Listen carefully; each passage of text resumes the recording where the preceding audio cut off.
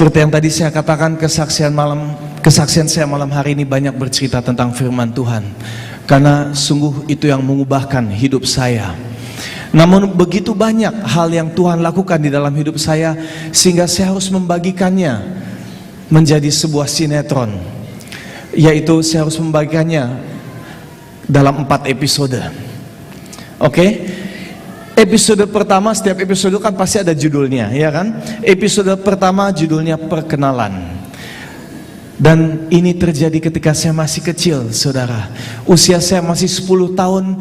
Bayangkan waktu itu saya masih sekolah kelas 4 SD di sebuah kota kecil di Jerman bernama Konstanz.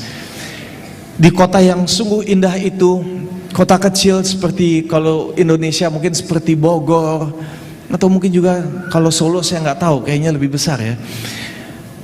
Di kota kecil itu, di kelas kita hanya ada 3 anak yang non-Kristen. Satu saya dari Indonesia, satu lagi anak Turki, dan satu lagi anak Spanyol. Kita bertiga beragama yang mayoritas di Indonesia. Dan setiap kali pelajaran agama, gurunya akan manggil kita dan dia bilang, kalian bertiga mau ikut pelajaran atau mau main di halaman?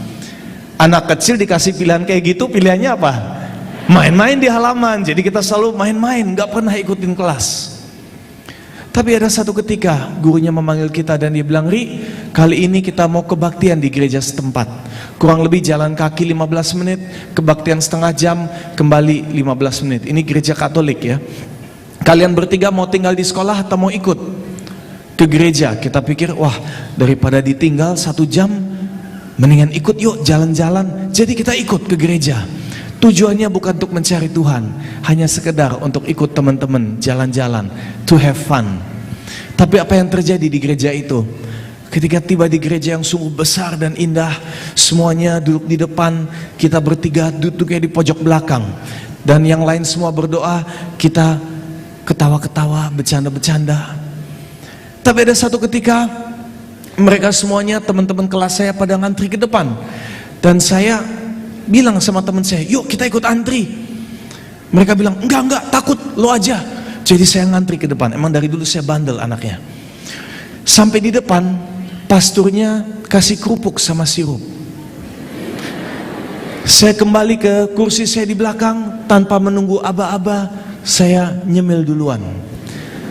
Saudara, saya tidak mengerti bahwa saat itu sedang terjadi komuni atau perjamuan kudus. Bahkan saya tidak mengerti makna dan arti daripada perjamuan kudus itu. Tapi satu hal yang saya ingat sampai hari ini, ketika saya ikut makan dan minum yang melambangkan darah Yesus itu, dan saya pejamkan mata dan saya ikut kata-kata pasturnya, dan saya ikut berdoa untuk pertama kalinya, bocah kecil usia 10 tahun. Selesai berdoa, satu sukacita yang begitu besar yang saya rasakan.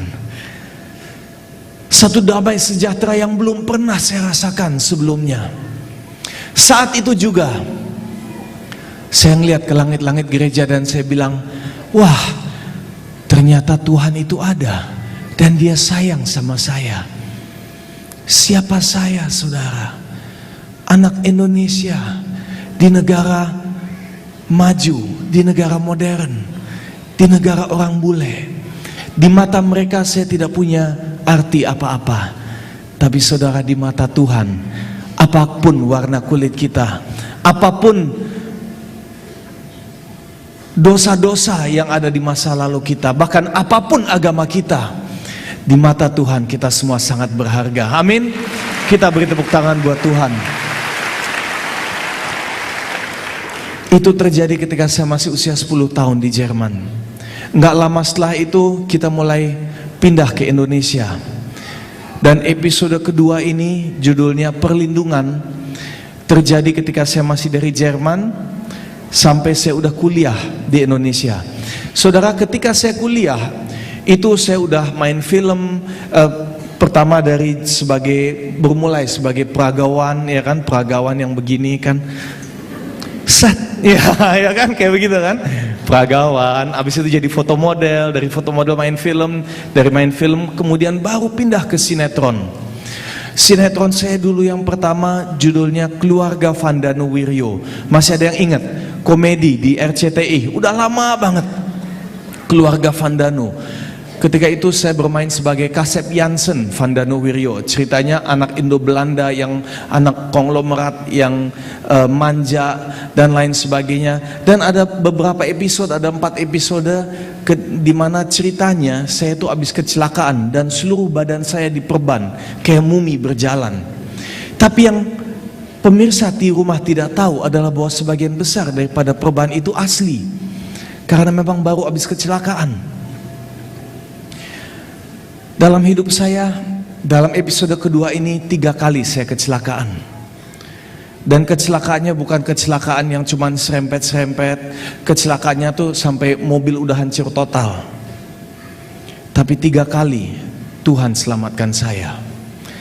Setiap kali, setiap kecelakaan itu saya lagi tidur dan bukan saya yang nyetir, saya lagi di belakang atau lagi di samping. Tapi setiap kali kejadian itu saya lagi tidur. Dan orang bilang paling bahaya saat kalau kita kecelakaan adalah saat kita tidur, karena sama sekali nggak ada perlawanan apa-apa, badan kita ngikut aja mental kemana-mana. Yang sekali kejadian itu sampai bibir saya udah robek kebelah 2 sampai ke bawah dagu, udah geger otak, darah udah keluar dari mana-mana. Tangan kiri sikunya udah remuk, bukan saja patah tapi sudah remuk, sudah hancur. Udah seperti ini. Benar-benar yang nahanin itu hanya kulit dan daging saja. Dan ketika bapak saya dipanggil ke rumah sakit, ketika diberitahu bahwa Pak, anaknya kecelakaan, cepat datang ke rumah sakit. Bapak saya pukul 4 pagi tiba di rumah sakit dan dokternya bilang, maaf Pak, anaknya kecelakaan sangat berat.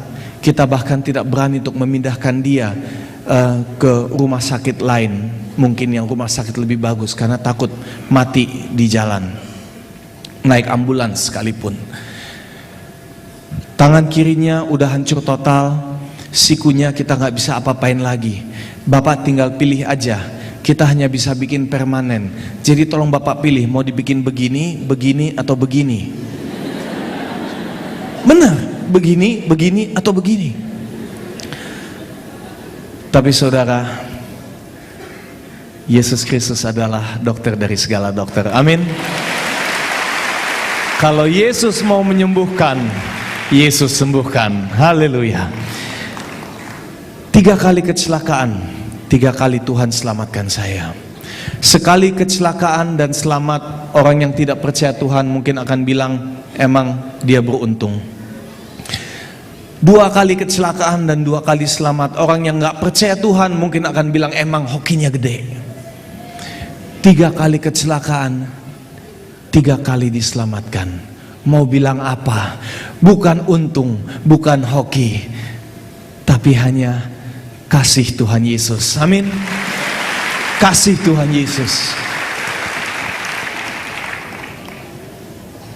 Episode ketiga ini justru terjadi ketika saya sudah sangat sukses di dunia entertainment, sudah menerima banyak penghargaan sebagai aktor drama terbaik, ini dan itu dan lain sebagainya. Namun justru di saat seperti itu saya mengalami kekosongan. Mungkin saudara bertanya, kenapa kok di saat itu bisa mengalami kekosongan? Padahal jujur, ekonomi semakin baik, ya kan? Kalau dulu awal-awal saya masih ingat kita cari tunggu tawaran. Sekarang tawaran datang bertubi-tubi, malah kita yang sibuk menolak. Mau yang mana, yang mau mana. Dan ketika saya berada di puncak karir saya, justru saya merasa kosong. Saudara, kekosongan terjadi apabila tidak adanya hubungan antara manusia dengan Tuhan. Amin. Dan apapun yang dunia ini bisa tawarkan, tidak bisa mengisi kekosongan itu. Karena yang bisa mengisi asalnya bukan dari dunia ini, melainkan dari surga.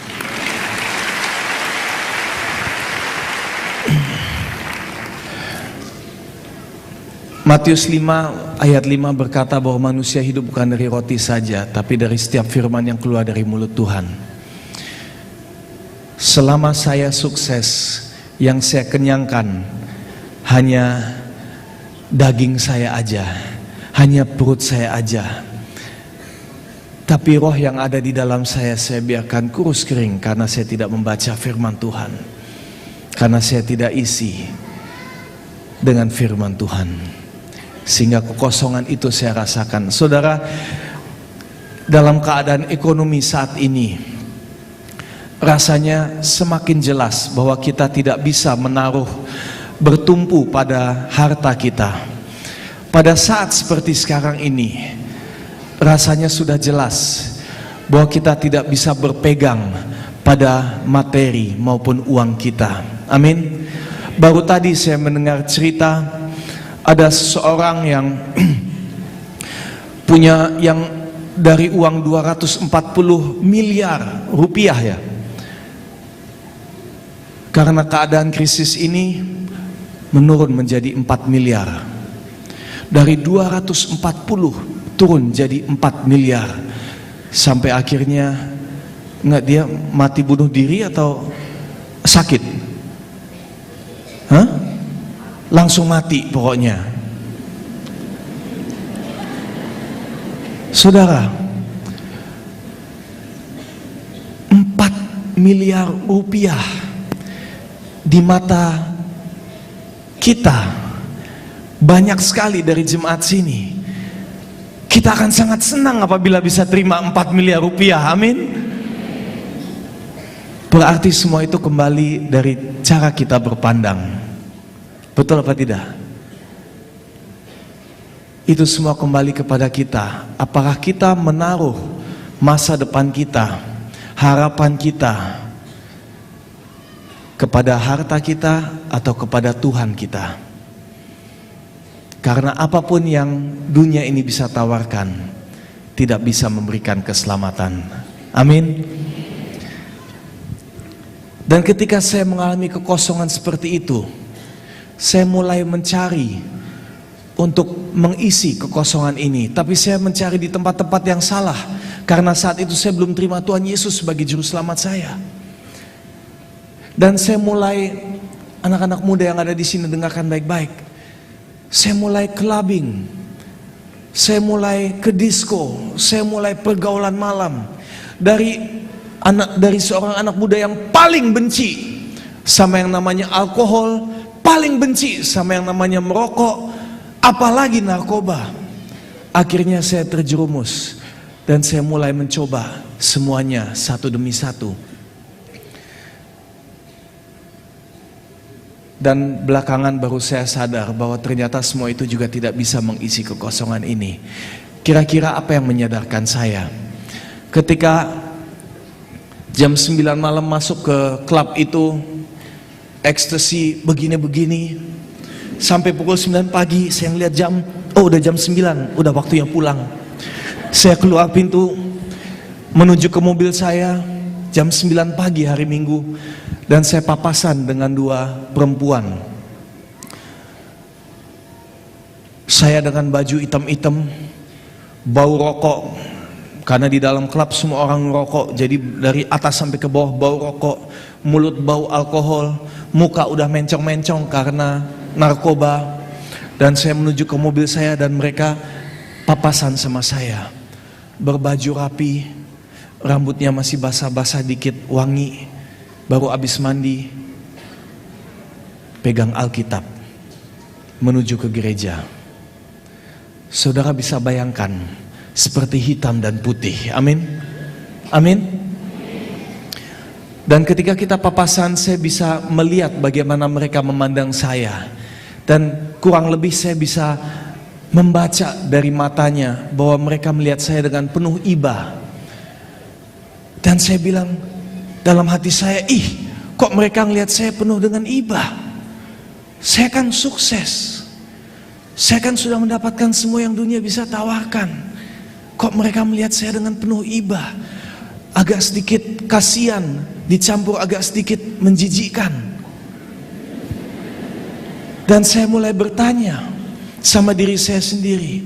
Saya mulai ngaca, dan saya bilang, iya, kenapa kok saya bisa jadi ada di sini? Dan saya teringat akan episode pertama di Jerman, ketika Tuhan memperkenalkan diri kepada saya. Sukacita yang begitu dahsyat yang saya rasakan. Kenapa saya melupakan itu? Dan saya mulai ke gereja. Setiap minggu saya ke gereja, saudara. Dan saya tanya sama Pak Pendeta, saya sebaiknya mulai baca firman Tuhan dari mana? Sorry, kelewat. Keasikan cerita. Ada yang kelewat, bagian yang penting. Jadi saya mundur sedikit ya. Rewind. Dari kekosongan itu, karena akhirnya saya oh ya, enggak, benar. Saya mulai baca firman Tuhan. Saya tanya sama pendetanya, saya mulai dari mana? Dia bilang, karena kamu masih baru, mulai dari perjanjian baru aja. Tapi saya bilang, tidak, saya harus tahu awalnya. Saya mulai dari perjanjian lama. Dan saya baca. Baru masuk bagian yang dibilang, ini adalah bapaknya ini, yang adalah bapaknya ini, yang adalah bapaknya ini, yang adalah bapaknya ini. Berapa halaman ke belakang yang adalah bapaknya ini, yang saya tinggalkan.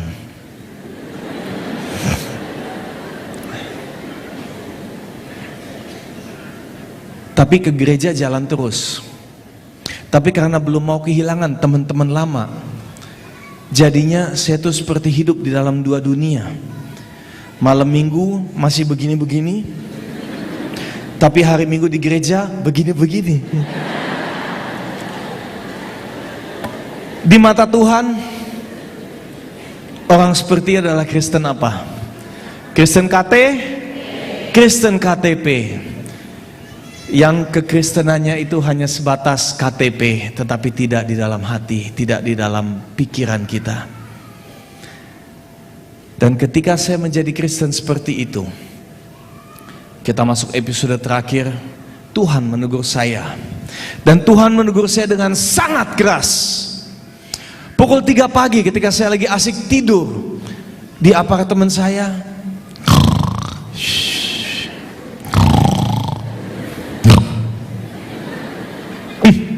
Tuhan bangunkan saya. Nggak ada suara berisik, gelap gulita.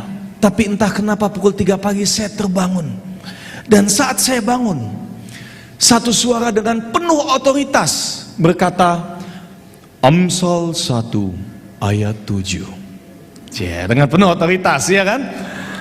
Amsal 1 ayat 7. Dan bodohnya saya nggak tahu Amsal itu apa. Karena saudara, ada alasannya. Tunggu dulu, jangan menghakimi, ada alasan. Karena saya ke gereja itu gereja berbahasa Inggris. Nah, itu alasannya. Alkitab yang saya pegang, Alkitab berbahasa Inggris. Jadi kalau Tuhan bicara dalam bahasa Inggris, Proverbs 1 verse 7. Wah, saya tahu, oh Alkitab, firman Tuhan. Oke bos, ya kan? Tapi dia bilang dalam bahasa Indonesia. Kan bingung. Besok paginya saya bangun, diingatkan lagi Amsal 1 ayat 7. Sampai sore hari, ayat itu diingatkan terus. Dan akhirnya saya udah gak kuat. Saya cari Alkitab saya yang bahasa Indonesia. Saya buka, bener gak sini? Ada Amsal 1 ayat 7. Saudara, Amsal 1 ayat 7 bunyinya seperti ini. Takut akan Tuhan adalah permulaan pengetahuan, tetapi orang bodoh menghina hikmat dan didikan. Takut akan Tuhan adalah permulaan pengetahuan, tetapi orang bodoh menghina hikmat dan didikan. Jadi Tuhan bilang sama Seri, kamu ini orang bodoh. Karena kamu sudah ke gereja, kamu sudah terima hikmat dan didikan dari pendetamu. Hikmat yang didikan yang berasal dari firman Tuhan. Tetapi hanya masuk kuping kanan, keluar kuping kiri. Kamu adalah orang yang bodoh. Kau ketawa. Dan saya bilang, yes Lord, saya tahu, saya orang yang bodoh. Dan mulai sekarang saya akan baca firman-Mu dengan sungguh-sungguh. Dan baru saat itu saudara, ketika Tuhan menegur saya bilang saya tidak mau lagi jadi orang bodoh. Dan saya mulai membaca firman setiap hari. Dan perubahan demi perubahan terjadi dalam hidup saya.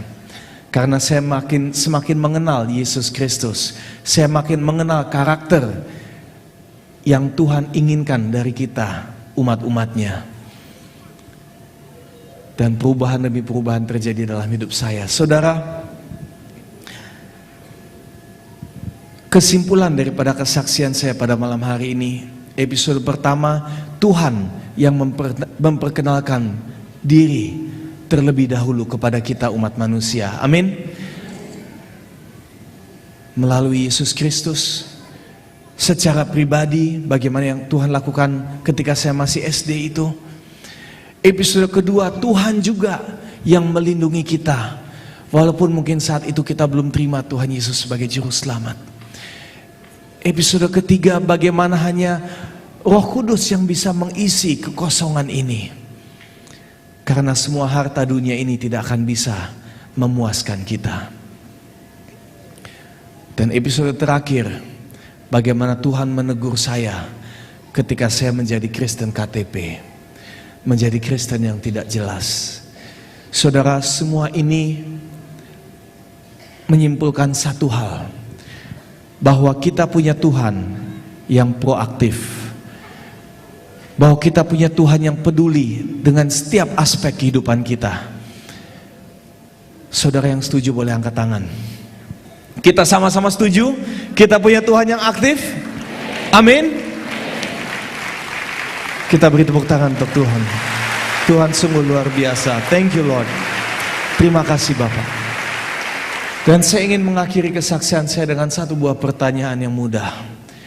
Kalau kita sama-sama setuju, bahkan kita bertepuk tangan menyatakan bahwa Tuhan kita proaktif, saya ingin bertanya kepada saudara, apakah kita sudah cukup aktif untuk Tuhan? Apakah kita sudah melakukan yang terbaik yang bisa kita lakukan buat Tuhan? Hanya saudara dan Tuhan yang bisa menjawab pertanyaan itu. Yang pasti saya percaya bahwa dalam dunia ini hanya ada 3 tipe manusia.